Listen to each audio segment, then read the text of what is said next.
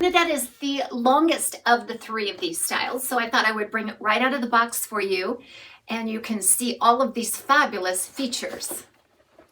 Beautiful push hair design. There's always a personal note in there from Andrea. There it is. The packaging is impeccable. Everything that you would expect from brands like Belle Tress. Now remember, most of the Belle Tress colors, at least the most popular Belle Tress colors, will be available on these heat-friendly synthetic styles by Push Hair. Okay. So Bernadette features that temple to temple, extended ear to ear nearly, lace front, nicely contoured. And look guys, absolutely seamless. Look at this. Look how beautiful and natural that looks. This looks like healthy natural scalp, doesn't it? Looks like the hair is growing right out of the scalp. Absolutely transparent. A beautiful velvet ear tab. And then you do have that felted nape with Velcro style adjusters, open wefts on the sides and back. So this is what it looks like right out of the box. Okay.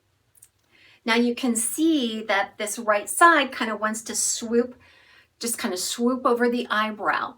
That front piece is about 14 inches and overall about 16 inches. It's very smooth off of the crown until you reach this really beautiful, soft curling iron curl.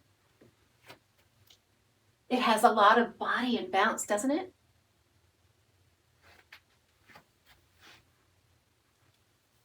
Little to no permatease here. I just can't express just that softness in the fiber. It's a buttery, soft fiber.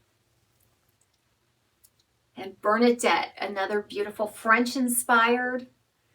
Doesn't it just give you that ooh la la? Just something a little extra feminine. This is a medium density. This has a little more density in it compared to the Yvette that I just showed you. Probably because there's less layering on this one and there's no tapering on the ends. But this one does seem to have a little more fiber.